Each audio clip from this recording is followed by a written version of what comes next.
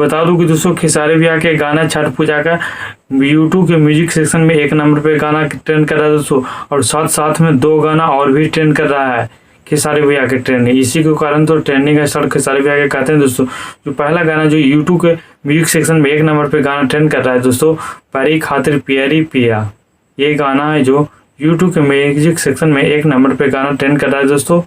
और ये जो गाना है लिखे हैं दोस्तों विशाल भारती लिखे हैं दोस्तों, काफ़ी गाने अच्छे हैं दोस्तों। और दूसरा नंबर पे जो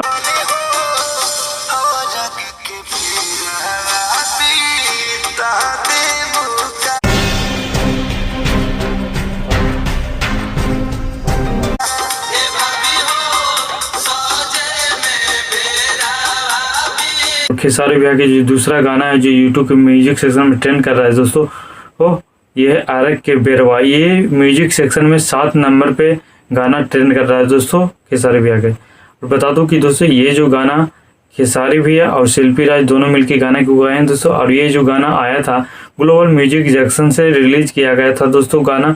और ये जो गाना के जो राइटर है दोस्तों पवन पांडे हैं, जो कि इनका गाना आते ही ऐसे माहौल बदल दिया जाता है दोस्तों। इनका गाना काफ़ी अच्छा चलता है, पवन पांडे जी जो लिखते हैं।